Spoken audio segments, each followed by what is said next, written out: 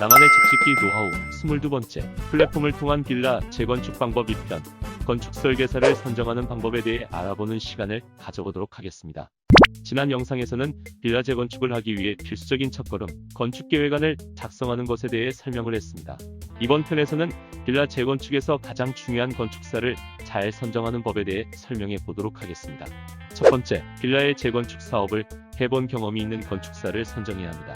이유는 토지 위에 빌라 건축을 위하여 설계를 하는 것은 설계사가 기술적으로 해결을 하는 것이지만 재건축 사업을 함에 있어서는 여러 가지의 업무상 프로세스가 존재합니다.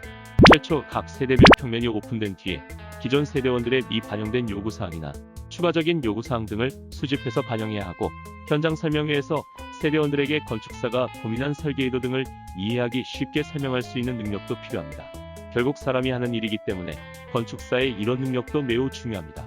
따라서 이런 재건축 경험이 있는 건축사여야 세대원들과의 불협화음이나 불필요한 오해 등을 줄일 수 있고 의견의 합치가 최대한 빨리 될 수 있습니다. 두 번째, 유사하나 규모의 주택 설계를 해본 경험이 다수 있는 건축사를 선정해야 합니다.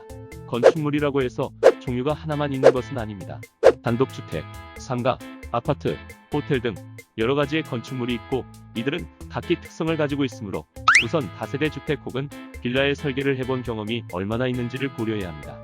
일반적으로 고급 주택 설계, 상업시설, 전문 근린시설 등의 설계가 전문인 건축사라면 아무래도 다세대, 빌라를 전문적으로 설계를 하는 건축사와 비교를 했을 때 쉽지 않을 것입니다. 세 번째, 실용적인 설계를 하는 건축 설계사를 선정해야 합니다.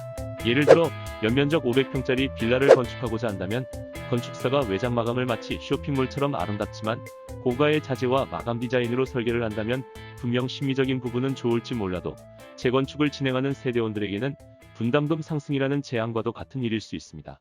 또한 올라간 사업 수지를 맞추기 위해 분담금뿐만 아니라 일반 분양가도 같이 상승할 수 있는 문제가 발생합니다. 분명히 잊지 말아야 할 것은 우리는 고급 아파트를 짓는 것이 아니고 오래된 빌라를 허물고 신축 빌라를 다시 재건축한다는 것입니다. 주민들의 부담이 커지면 사업 자체가 무산될 확률도 매우 높습니다. 네 번째, 빌라 재건축 사업은 여러 명의 이해관계인이 있는 사업이므로 사업을 진행함에 있어서 많은 이해 당사자들의 입장 차이를 조율해야 하는 문제가 있습니다. 이런 부분들은 프로젝트를 진행해본 경험이 있어야 하므로 건축사를 선정함에 있어서 재건축 사업을 해본 경험, 재건축 설계를 해본 경험, 실용성을 갖춘 설계사 등에 고려하여 건축 설계사를 선정해야 합니다. 플랫폼을 통한 빌라 재건축 방법 2편, 건축 설계사를 선정하는 방법에 대해 정리하자면 다음과 같습니다. 첫 번째, 빌라의 재건축 사업을 해본 경험이 있어 전체적인 절차를 잘 아는 건축사를 선정해야 합니다. 두 번째, 빌라나 다세대 주택 등의 유사한 규모의 설계를 해본 경험이 다수 있는 건축사를 선정해야 합니다. 세 번째, 예술작품을 고집하지 않는 실용적인 설계를 하는 건축사를 선정해야 합니다.